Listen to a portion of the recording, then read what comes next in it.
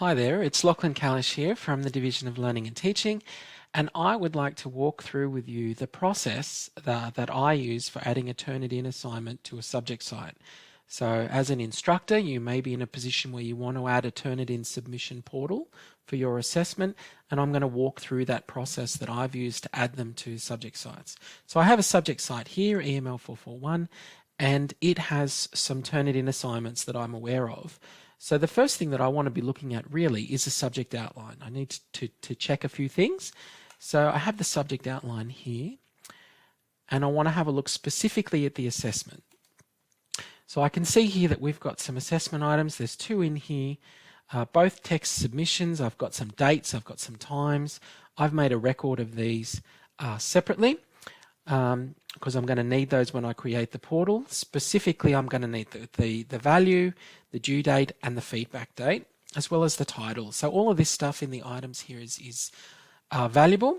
I also want to check that the submission method that has been put through for this subject outline is set to alternative submission.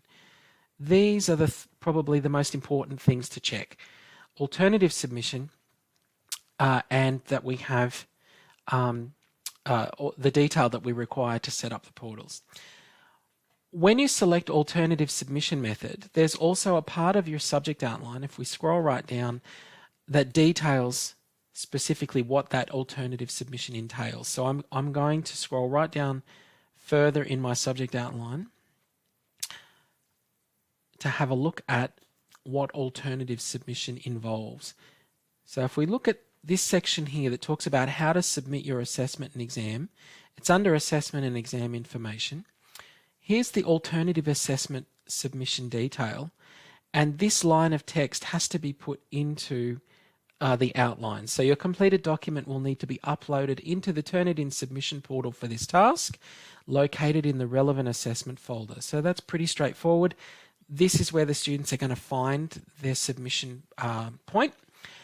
And following the marking period return date, you'll be able to access your grade and task feedback via the same portal or via My Grades. So this is important that it goes in there, as you may not be able to finalise your subject outline without the relevant alternative submission method information.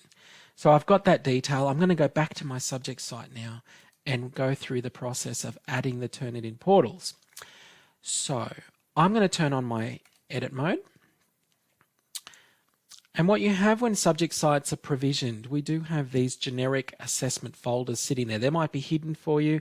They're certainly empty at the moment. And so I have two assessments, assessment 1 and assessment 2. And what I'm going to look for is that detail that I had from the outline. I've actually used my snipping tool to get it. So there's a title there. I'm going to make the first assessment. So it's Teaching and Learning in Secondary English. Here's the title. So I'm just going to rename my folder so it's accurate for the students. Teaching and Learning in Secondary English. There it is. Okay, so it's now a little bit more specific for the students. There's the right folder. I'm going to go into that folder. And now what I'm going to do is under Build Content, I have the option here to choose Turnitin.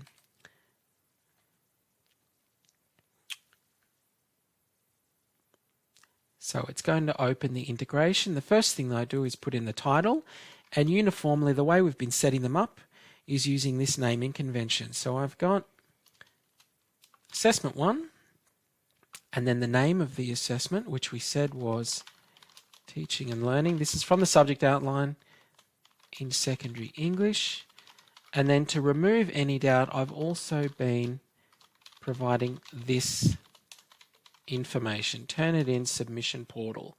So there can be no doubt that that is what this is for.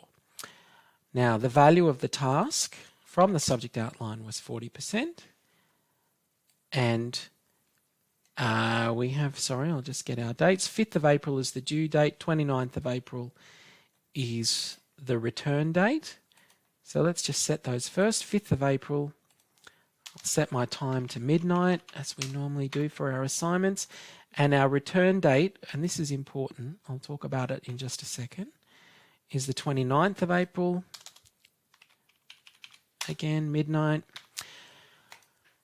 Okay, now the feedback release date setting for the assignment is important because this is when the students will get their grade back and their feedback back, but it's also when the information will flow through to the grade center from Turnitin. So once you've marked your assignment, that information will flow through to the grade center on the feedback release date. Unless some very particular circumstances are met, that's what happens. That's how it behaves.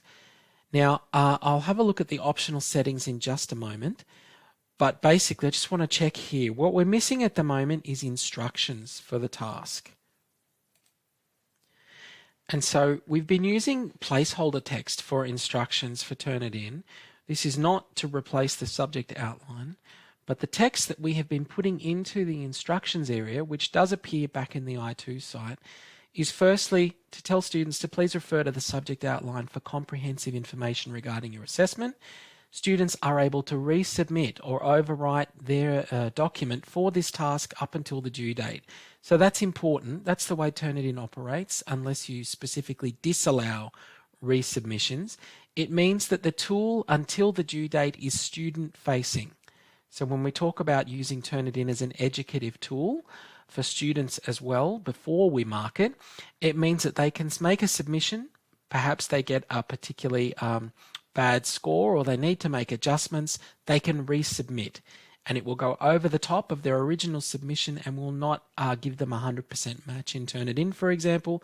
They can keep resubmitting over the top to bring their scores down. And then once we hit the due date, once this date has passed, your submission is final. So what this means is you can submit after the due date if you have students submitting late or if they have an extension, not a problem, but they can only submit once. So that's the point. The resubmission aspect will only work up until the due date. Second part we have is a declaration, and this is taken from a number of sort of cover sheets, etc., that we provide when we ask students to sign off that it's their work. Student declaration: by proceeding with your submission, you're certifying that this assignment is your own work based on your personal study and or research, and that you've acknowledged all material and sources used in its preparation, adhering to the requirements of academic integrity in accordance with Charles Sturt's academic integrity policy. So that's some placeholder text which will sit in the task instruction. Basically says use your outline. That's your Bible essentially for requirements for this task. But once you start submitting in here, you're saying that it's your own work. All right, so I'm ready to create the portal and I'm just going to open up the optional settings area so you can see how these have been set up. When the students submit their work, it goes into the standard repository, so the global Turnitin repository. We do allow submissions after the due date. Students are able to submit any file type, so we have questions around students submitting audio files, other types of documents, PowerPoints, not just Word documents, but other file types. It can be used for a submission of those other types.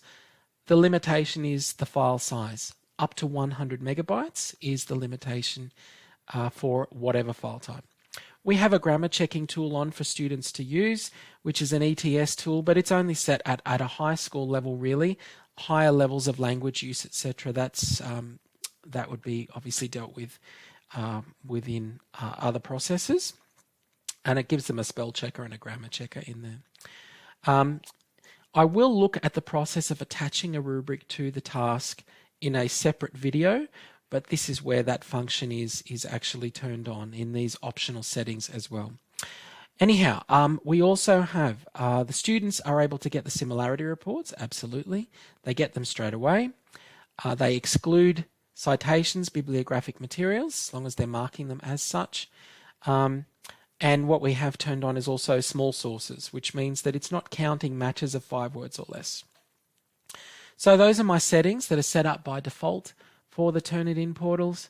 I'm going to hit submit. And we now have our submission portal ready for our students, ready to go. So that is my process for creating a Turnitin submission portal for students to use. I will be looking at the rubric aspect in a separate video, but now it's ready for students to come in and be able to start submitting In fact, if I turn on my student preview, we can see what it looks like for the students. We go into the relevant assessment folder. Remember, that's the information we gave them in the subject outline. And here it is. There's our instruction. Please refer to the outline. There's a declaration. And the students get to go in to the portal, and it will open up for them in just a moment. Remember that the integration creates a bridge between the Turnitin platform and Blackboard. There's no sign-in. There's no requirement for the students to have connected to a particular class. It takes them straight in, and they are able to then browse and upload their submission from there. They can also click on this chevron, and we'll actually give them the summary of the task detail as well. Right? Due dates, release dates, how much it's worth, also those additional settings that they can resubmit, etc. So all of that is provided to them through that Turnitin submission portal. So thanks, and look out for other videos about how we're using Turnitin as part of the Turnitin Blackboard pilot. Thanks.